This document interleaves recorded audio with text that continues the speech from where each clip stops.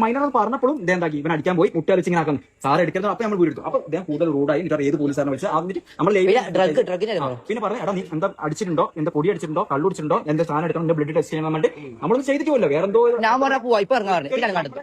Medical എടുക്കണം, നമ്മളെന്തോ വേറെ treat ചെയ്യുന്നവരെ നമ്മൾ സത്യം അടുത്ത സ്റ്റോപ്പ് എത്തിക്കഴിഞ്ഞാൽ അവിടെ ഇറങ്ങിയിട്ട് അടുത്ത് കയറാൻ വേണ്ടി തന്നെ ഉണ്ടായി.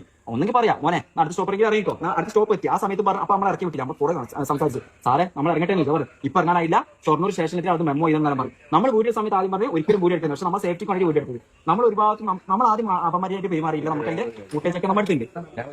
തീർച്ചയായിട്ടും റെയിൽവേന്റെ റൂൾ പ്രകാരം റെയിൽവേക്കകത്ത് കയറിയിട്ട് റെയിൽവേയുടെ പെർമിഷൻ ഇല്ലാതെ നിങ്ങൾ വീഡിയോ എടുക്കാൻ പാടില്ല. നമ്മൾ വക്കീലോട് ചോദിച്ചു. വക്കീൽ പറഞ്ഞു അത് കുഴപ്പമില്ല, നമ്മൾ സേഫ്റ്റിക്ക് വേണ്ടി എടുക്കാന്ന് പറഞ്ഞു. ഞാൻ പറഞ്ഞത്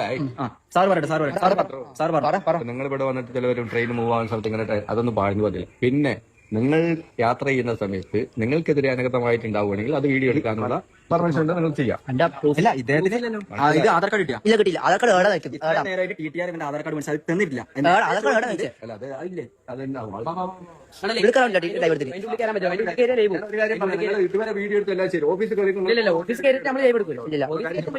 ഒരു പക്ഷെ നമ്മൾ ലൈവ് എൻഡ് ചെയ്യാണ് ഇവിടുന്ന്, അതായത് സ്റ്റേഷനിൽ ഇറങ്ങിയിട്ട് ബാക്കി എന്തൊക്കെ കാര്യങ്ങൾ സംഭവിച്ചിട്ടുള്ള പറയാം. കാരണം നമുക്ക് ഇനി അറിയില്ല. കാരണം ഇത്രത്തോളം പ്രശ്നങ്ങൾ വഷളായതുകൊണ്ട് ഫോട്ടോ വീഡിയോസ് ഒന്നും പറ്റില്ല. ഇവിടെ എടുക്കാലോ, ഉള്ളിലത്തെ ഫോട്ടോ ഒന്നും എടുക്കാം.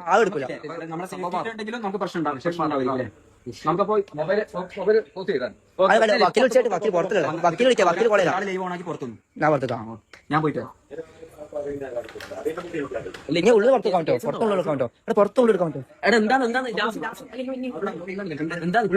ഇപ്പൊ പോകേണ്ട ചില വക്കീലാണ് സംസാരിച്ചല്ല.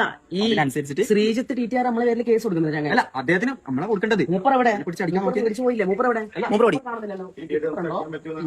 ലൈവ് ഉണ്ടാക്കി പിടിച്ചടിക്കാൻ ഉറപ്പായിരിക്കും. അധികാരം ഉണ്ടല്ലോ ഇവർക്ക് അടിക്കാനാ കൊടുക്കുന്നത്. സാറേ അദ്ദേഹത്തിന് ഫോൺ കൊടുക്കാൻ പറ്റുമോ?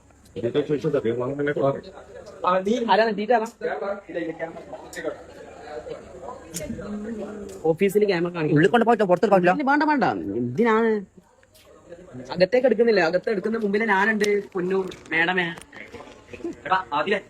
പിന്നെ വക്കീൽ ഒരു മിനിറ്റ്. പിന്നെ അത് മൂപ്പര് പറഞ്ഞ എന്തോ ഇത് ആദ്യം സംസാരിക്കാൻ ഇവിടുന്ന് ഫോട്ടോ ഉള്ളിലേക്ക് എടുക്കണം. നമുക്ക് എന്ത് പറ്റിക്കഴിഞ്ഞാൽ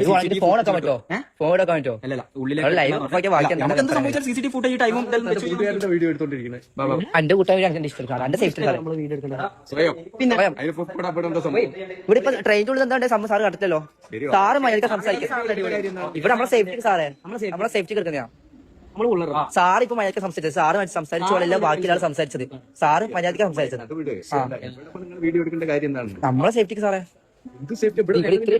ടീച്ചർ അത്ര ആൾക്കാർ ഇടയിൽ നിന്ന് അടിക്കാൻ പോകുന്നത്. പിന്നെ അതെന്താ ടീച്ചർ അന്നെ അടിക്കാൻ പോകുന്നു. മൈനറാണ്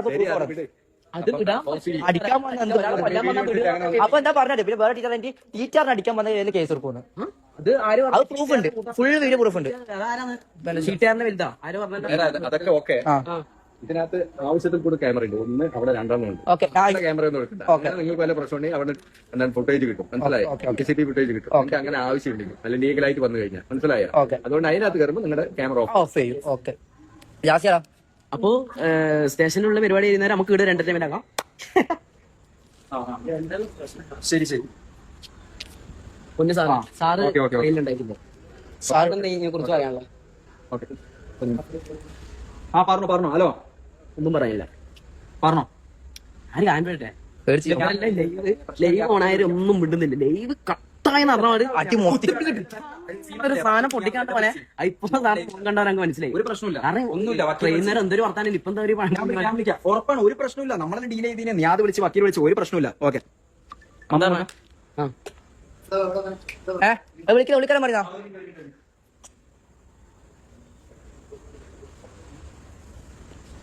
എന്തേണ്ടേ?